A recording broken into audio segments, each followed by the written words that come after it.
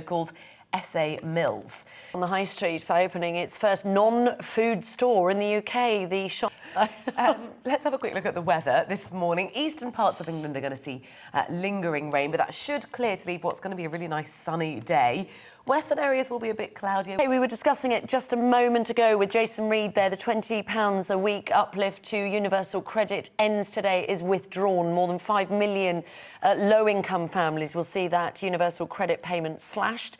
Implemented during the pandemic, the Chancellor Rishi Sunak says the top-up has served its purpose. Charities and several politicians, though, on both sides disagree, saying the country must keep paying it to help them. Campaigners worry 500,000 people could be pushed into poverty because of the change. Nearly half of them are children. Well, our East Midlands reporter, Will Hollis, joins us now from Bulwell in Nottingham. Thank you very much for chatting to us. Will, how's this going to affect people in the East Midlands? So much. Our reporter there in Bulwell in Nottingham speaking about the end to that £20 a week uplift for so many families. More on that across the programme. Yeah, we'll be hearing from the Prime Minister, Boris Johnson, a little later today, and you'll hear it on GB News here live. Coming up, the UK government's gone to Afghanistan to meet Taliban leaders, but should we even be engaging with them? We're joined by a former head of counter-terrorism at the Ministry of Defence. But first, let's get the weather. After 6:45. Now, famous film stars could soon be shooting their next movie amongst the stars, literally. October. Welcome back to the programme. These are the stories that matter to you and to us on the Great British Breakfast with Kirsty Gallacher and me, Rosie Wright.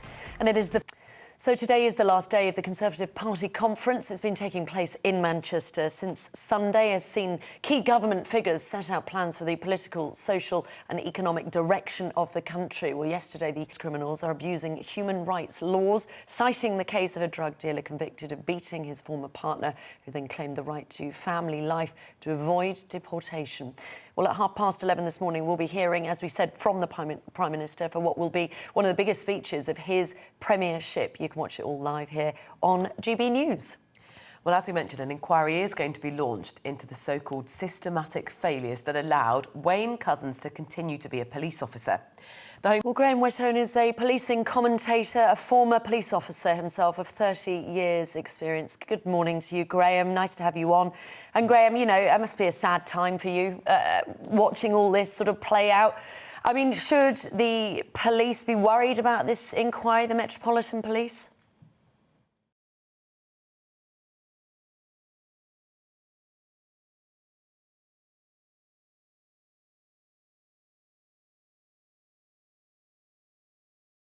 Track of them. Troops will go door to door to collect more information on the people evacuated after the fall of Kabul. But now the weather. Then today, Boris Johnson's to promise that his government will show more guts than before as it works to deal with issues facing society and the economy. In his conference, mandatory COVID passes in nightclubs and large events will be introduced in Wales from this Monday, the 11th of October. Well, the measures were agreed in a knife-edge vote last night, with 28 politicians voting for, 27 voting against. It was passed, despite politicians in the opposition uniting against the plans. The public will be expected to show evidence of being fully vaccinated or having a recent negative COVID test. Nightclub industry representatives said it was a shambles. Yeah, and one MP couldn't actually vote. Couldn't get on Zoom to vote, so it might have They're calling it Zoomgate today in Wales, yes. Another story, Amazon is expanding its presence on the high street by opening its first non-food store in the UK. The shop's going to be in Blue Water Shopping Mall. It's going to sell... First of many, I'm sure. Now, let's have a look at the weather. This morning, eastern parts of England will see any lingering rain clear to leave sunny spells for many. 8:30 now, an inquiry is going to be launched into systematic failures that allowed Wayne Couzens to continue to be a police officer. Speaking yesterday, Home Secretary Priti Patel said the public have a right to know why it was that he remained in the Metropolitan Police despite concerns about his behaviour. Couzens kidnapped, raped and murdered Sarah Everard while he was a serving police officer.